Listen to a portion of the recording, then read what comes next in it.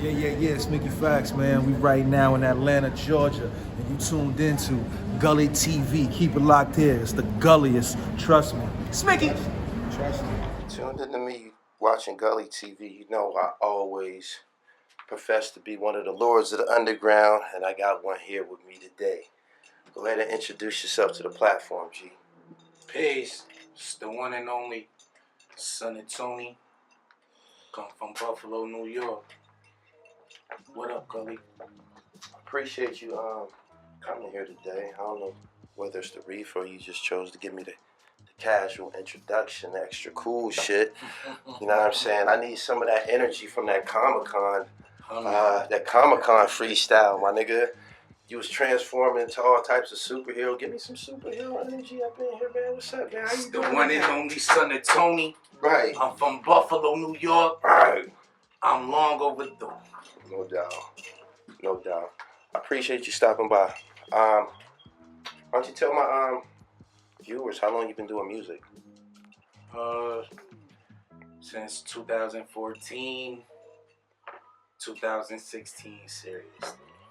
All right, now I don't want to stereotype you, but I got a pretty good listening ear, and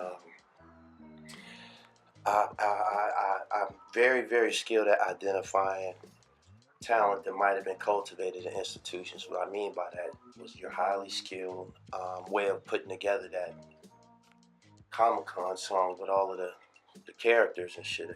It kind of reminded me of a song that was on Pillmatic also called Game Time by Zip with the Drip. He named a lot of basketball players and shit like that. So tell me about that skill set, man. Where you picked that up at? Because everybody can't do that. I'm an avid reader. I love reading. And it was just something like it's no different than Lil Wayne, how he went to college and then like the Carter 2 was phenomenal. You know, you saw the leap. It's, you know, having that love for words, man, and having that vocabulary to be able to express yourself, you know, extensively, and then the rest is just creativity, you know. Nice, man. Nice. I love the song Comic-Con with Mickey Facts. Shout out to Mickey Facts. That's my guy, man. If you get on the track with Facts, man, you better have your dribble right. For sure. You know what I'm saying? For sure. What was it like working with Mickey Facts? It's my man. Smooth. It was an easy thing. Got to know each other a little bit. Shot the video for it. It was a whole cool experience because, you know, that's one of his things. He gonna talk his shit, especially about certain subjects. I'm just happy to be the ones he stepped foot on neck on that joint. Right. And he just made the record better. So shout out to Mick. That's my guy. I also like the joint you did with Sky Zoo, man. Tell me what that was like. I'm liking these duos, these pairings. That's what they call them, pairings. When you put a nice cognac and a cigar together, them rich niggas, they call that a pairing. Bourbon in the ass. Yeah, so I like these pairings you got going on. But tell me how you and Sky Zoo put that together. Sky Zoo. Shout out to James from Aim First. It's my guy. He reached out to Zoo and, you know, he presented it to Zoo. Zoo was fucking with it. And he was already at his creative bag, I guess, because it just fit the scenery, the soundscape for it. It's something you could feel. It's something you could visualize. You know, it was amazing, man. You know, he a writer. Right. You know, you got Zoo on the joint. It's a hip hop record, period. No doubt. And that was the aim.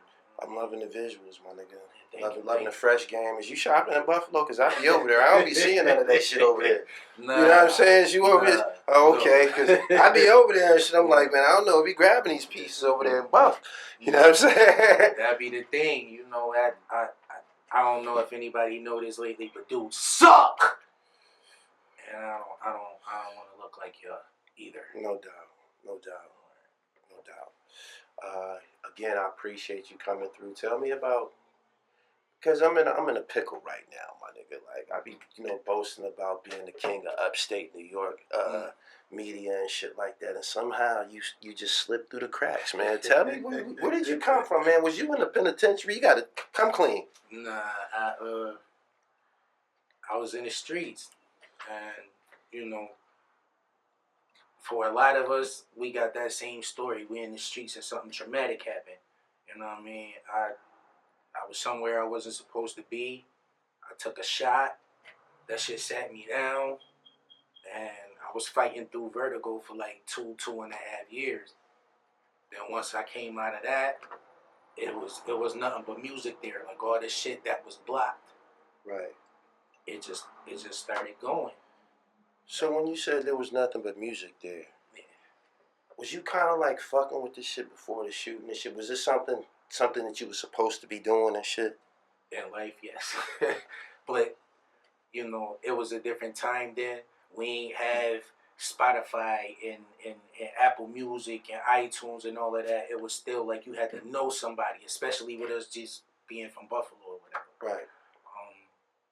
You know, that typical thing, not knowing who to go to, not knowing how to, you know, invest in yourself and go after your dream. Right. It took me to, you know, take a couple bullets to get that. Okay. Yeah. What year? Give me a time frame about the year. 2012. Okay. End of 2012. That shit sat me down to 14. And then I just remember one day I woke up and I didn't feel as nauseous as I did just trying to sit up. And when I sat up, it was just nothing but beats that was in my head and shit that I should be seeing. And I met him maybe about two months after that. And he been with me ever since. So that's somebody that can actually say he's seen the whole process, you know, of the evolution of how I might have started. It might have slipped through the cracks. I stay quiet. I put the work in. I let the music speak for me. You know, it ain't so much about, I'm that guy. Right. You know, it's the content, man. Can you make a record, man? Can you make a song? Right. No doubt. So you said these beats was in your head. Tell me about the landscape of Buffalo when you came out of it, when you shook that off your body.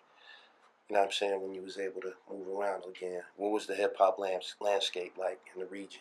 Griselda, West was starting to catch fire. Or what was that? Hitler 2? Yeah, that was like Hitler. He was like at like Hitler 2 at that point. And we was starting to see him about to go bananas. And, you know, Conway was winning battles and showing dudes. And, of course, Benny was doing what he was doing. What about the rest of the state? Like the rest of the whole state was activated. The whole state was activated. Yeah, prior, not to, you know, abbreviate Buffalo's, you know, contribution, but it was a body of energy. It was some shit going on up there that kind of like put the light on the whole region. Was your ear there? Was you watching? Of course. Like, I can't.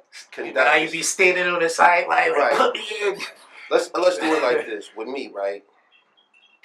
I had already, you know, been interviewing a couple of guys from upstate New York and shit like that. Benny, mainly, like 2007 or some shit like that. Right? Boom. I cut on the internet one day, and there's this freestyle. This is when everybody was doing those freestyles with the squads. Everybody, whole squad was doing, you know, the Eminem and all of them niggas did it. Him and Royce and all of them did it. Everybody was doing their freestyles, but they had this. There was a freestyle, the Trust Gang freestyle. You remember that?